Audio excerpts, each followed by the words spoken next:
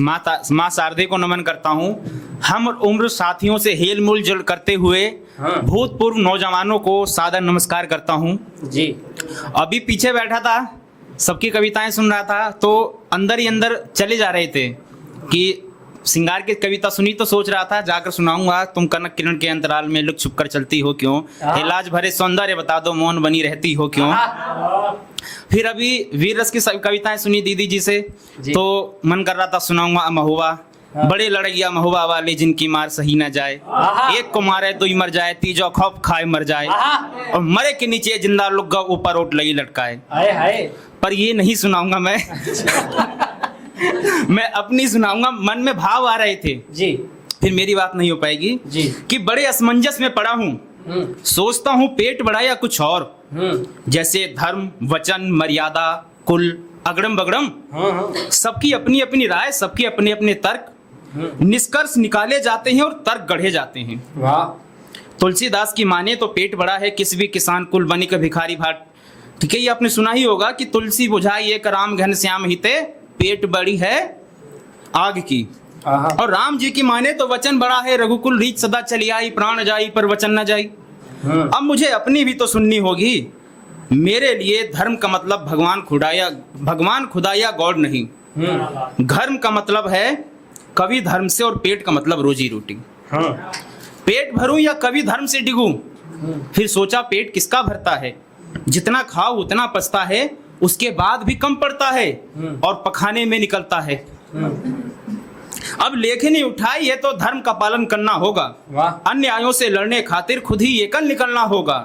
लेखनी किसी के उपहारों या रिश्वत की मोहताज नहीं, संघर्षों से मिली कला है किसी के सर का ताज नहीं। क्या कहने, वाह वाह वाह वाह। मेरी कविता में लय तुक शास्त्र नियम भंग होंगे, किंतु कभी नहीं चापलूसी के अंतर रंग चढ़ेंगे। अच्छे ढंग की कविता वही है जिसमें संवेदना का स्तर ऊंचा हो और गरीब दुखिया दीनहीन का दुख किसी ने बूझा हो। राजनीति पर उठेंगी उंगली जब कुशासन का शासन होगा, जनता के राज में जनता के लिए जनता से ही अन्याय होगा। धर्म की शाखा बढ़ेगी और शोषण का भी फैलाव होगा, कुप्रथाओं का चलेगा दौर, इंसानियत का भी नाश होगा। बहुत अच्छे। अरे अब तो उठाओ कलम और खींचो लकीर पत्थर पर, जिंदा हो तो जिंदा दिखो वरना रगड़ो लकीर पत्थर पर। क्या बात है, क्या बात है। मरना सबको है, ये आखिरी है कि मरना सबको है, सत्य जानकर भी क्यों घबराते हो, लालच लोभ में पड़कर मियां मिट्ठू गाते हो। अरे मोह है सुविधाओं से सुलगने की औकात नहीं, कवि धर्म का पालन अब तुम्हारे बस की बात नहीं। ये दूसरी कविता है मेरी कि जब मेरा पेट भरा होता तो मैं भी खेलने जाता, जब मेरा पेट भरा होता, किंतु मुझे ऊख गोड़ने जाना है, अम्मा बाबू गोड़ रहे खिमटाओ लेकर जाना है, देसी शब्द है खिमटाओ। फिर वापस आकर मालिक के घर जाना, वहां गाना बजाना होता है, बिन पानी के पौधे सूखे पानी देने जाना है। एक गुलाम है, गुलामी की जो प्रथा चलती रहती है, बंधुआ मजदूर, बच्चा अपनी कविता कह रहा है कि मालिक के घर गाना बजाना हो रहा है, वहां पौधे पानी से सूख रहे हैं और मुझे पानी देने के लिए स्पेशल जाना है। मैं भी खेलने जाता जब मेरा पेट भरा होता, मैं भी बाबू बनना चाहता, बस केवल माँ कहती बाबू, बनना और चाहना में है करनी कर्तव्य का अंतर। बाबू साहेब का बेटा बस बाबू साहेब बनता है, मैं भी पढ़ने जाता जब मेरा पेट भरा होता। वाह वाह वाह वाह वाह।